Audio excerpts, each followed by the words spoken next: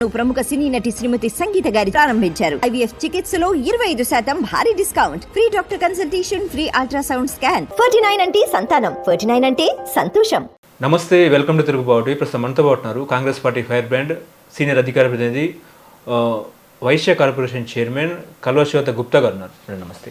నమస్తే నందు. మేడం, నిన్న కౌశిక్ రెడ్డి ఎవరైతే మీ పార్టీలో వచ్చిన ఎమ్మెల్యేలకు చీరా జాకెట్ ప్లస్ గాజులు పంపించారు, మీరు స్వీకరించారా లేదా అంటే ఏం చెప్తారు? కొరియర్ రోడ్ని అడగాలి అవి వచ్చినాయా లేవా అని. వస్తే మేము దాంతోపాటు ఇంకోటి జత చేసి ఆయనకే పంపిస్తాం. ఎందుకంటే పెళ్ళాన్ని బిడ్డని పక్కన కూర్చోబెట్టుకొని ఎన్నికలలో సస్తాం మేము అని చెప్పి ఇక నేను బూతు మాట్లాడొద్దు, బట్ అడ్డమైన రాజకీయం చేసి ఆ రోజే నిన్ను డిస్క్వాలిఫై చేయాలి. ఆ విధవకి డిస్క్వాలిఫై కాలేదు. ఈరోజు మహిళా సమాజానికి నువ్వు ఈరోజు నీ హుస్నాబాద్లో మహిళలు ఓటు లేదే గెలిచినవా? సారీ, హుజురాబాద్లో మహిళా ఓటర్లు లేదే గెలిచినవా? నువ్వు మహిళలకు గాజులు వేసుకున్న వాళ్ళందరూ దద్దమ్మలైతే మరి నీ భార్యతోని స్టేట్మెంట్ ఇప్పించినావు. ఎవరు దద్దమ్మలు చెప్పాలి. నీ ముఖ్యమంత్రి, మాజీ ముఖ్యమంత్రి కేసీఆర్ ఆడ తుఫాన్లు వచ్చి కొట్టుకొని పోతుండ్రు, ఆస్తులు నష్టమైపోయినాయి, కుటుంబాలు అస్తవ్యస్తంగా అవుతున్నాయి, ప్రభుత్వం అండగా నిలబడి పనిచేస్తోంది. ప్రతిపక్ష నాయకుడిగా ఫామ్ హౌస్ల నుంచి బయటికి వెళ్ళినటువంటి చంద్రశేఖర్ రావుకి గాజులు చీర పంపిస్తావా? లేదు అంటే ఈరోజు ప్రజాస్వామ్యబద్ధంగా ప్రభుత్వంలో పనిచేస్తున్నటువంటి మా ప్రభుత్వము, అందులో పార్టీలోకి వచ్చినటువంటి కొంతమంది ఎమ్మెల్యేలని ఇష్టానుసారంగా మాట్లాడి మహిళల్ని అవమానపరిస్తే నిన్నేం చేయాలి కౌశిక్ అని అడుగుతున్నా.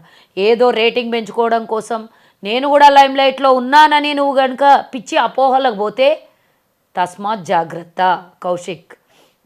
మళ్ళీ ఇంకో విషయం చెప్తున్నా నీకు, నీ మంచితనం కోసమే చెప్తున్నా, నీ మంచి గురించే చెప్తున్నా.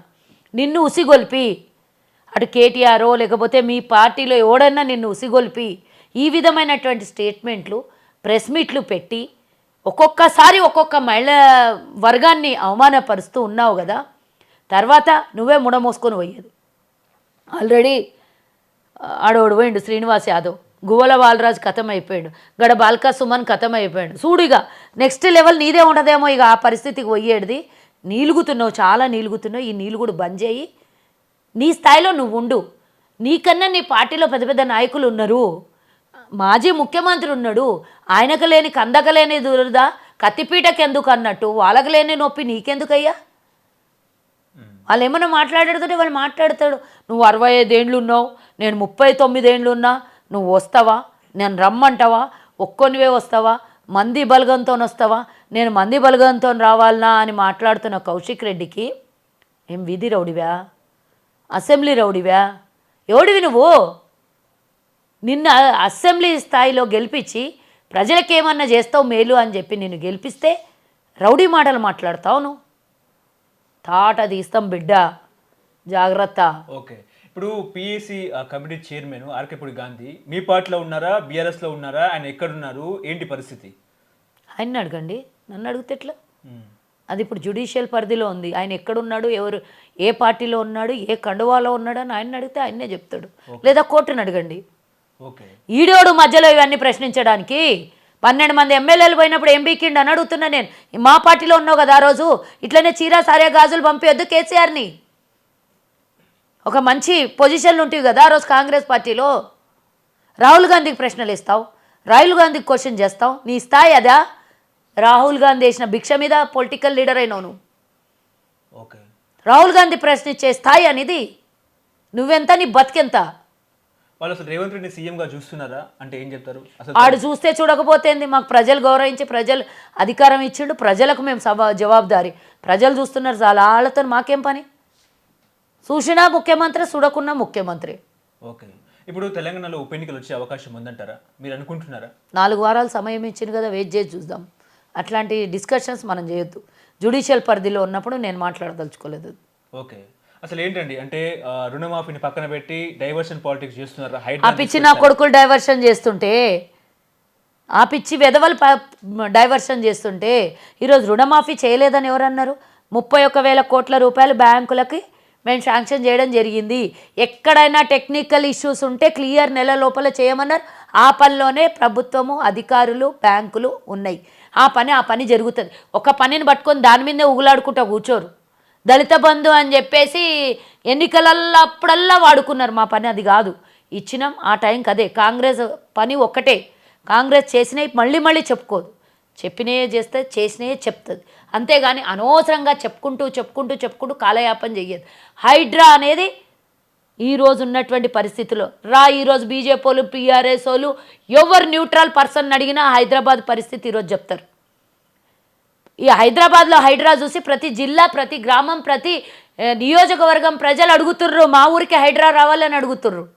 ఇప్పుడు వర్షాకాలం ఉంది, వానలు వచ్చి అల్లాడుతున్నటువంటి విషయం మన కళ్ళకు కనబడతలేదా? మొన్న ఖమ్మం మునిగిపోయింది.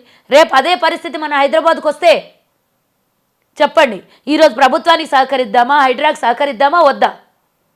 ఈ దొంగ వెధవలు మాట్లాడినట్లు, ఈ దొంగ వెధవలు కబ్జాలు చేసినట్టు, కబ్జాలన్నీ వీళ్ళకి గురి అయిపోయి అట్లనే ఈడ్చేస్తే రేపు మొత్తం హైదరాబాద్ మొత్తం ఏడ కూడా నడవని జాగుండదు, తిరగని జాగుండదు, అసలు నీళ్లు పోనీకి జాగుండదు. ఇట్లనే చేసుకుంటా పోదామా? ఒక ఇనిషియేటివ్ తీసుకున్నాడు, నడుస్తున్నది. హైడ్రా అనేది పూర్తిగా స్వేచ్ఛ ఇచ్చిన ప్రభుత్వం ఇచ్చినటువంటి ఒక కొత్త కాన్సెప్ట్తో తీసుకొచ్చినటువంటి మిషనరీ. ఓవైసీ ఫాతిమా కాలేజ్ కూల్చడం, వాళ్ళకు కూడా సమయం ఇచ్చారు కదా, అవుతాయి అన్నీ. సోనియా గాంధీ ఫోన్ చేసిన వెంటనే ఆపేశారా అనేది ఒక చర్చ, నిజమేనా? నువ్వు విన్నావా? ఫోన్లో విన్నావా? నాయకులు చెప్తున్నారు. ఎవడు పడితే ఆడు మాట్లాడినాయి అన్ని కౌడ తీసుకుంటే అయిపోతుందా? సోనియా గాంధీ మాట్లాడుతుందా? అవసరమా? ఎవరికి మాట్లాడుతుంది సోనియా గాంధీ?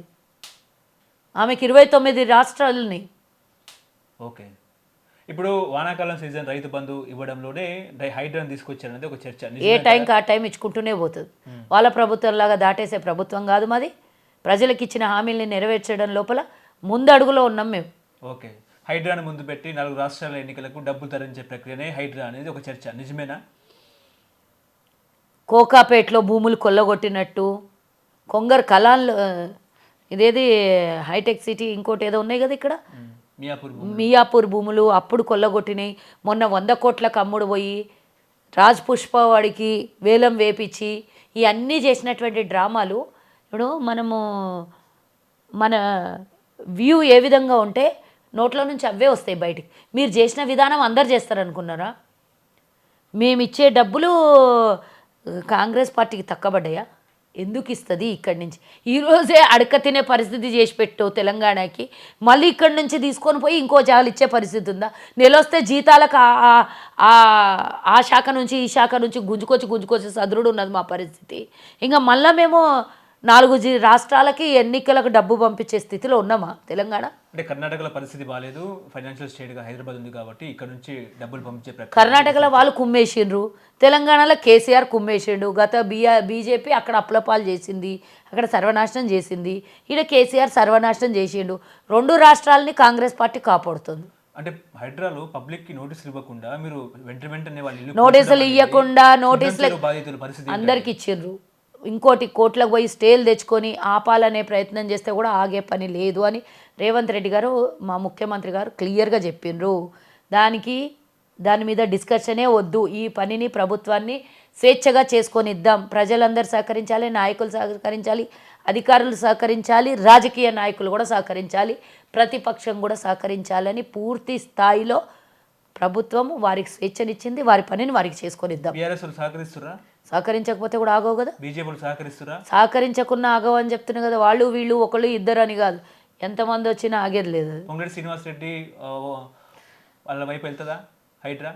ఒక్కసారి కాదు, 2 సార్లు కాదు, 100 సార్లు చెప్తున్నా. ఆయన ప్రెస్ మీట్ పెట్టే డైరెక్ట్ చెప్పిండు, నాది ఒక ఇటుక మందం కూడా బఫర్ జోన్లో కానీ ఇంకే జోన్లో నన్ను ఉంటే నేను నిలబడి కాదు, మీరే పోయి కూర్చోండి అని క్లియర్గా చెప్పిండ్రు. ఎవరిని వదలమని చెప్తే నువ్వు మళ్ళీ ప్రత్యేకంగా వాళ్ళకా వీళ్ళకా అని ఒక్కొక్కరికి క్వశ్చన్ చెయ్యొద్దు. క్లియర్ కట్గా ఎవరికైనా ఒకటే రూలు.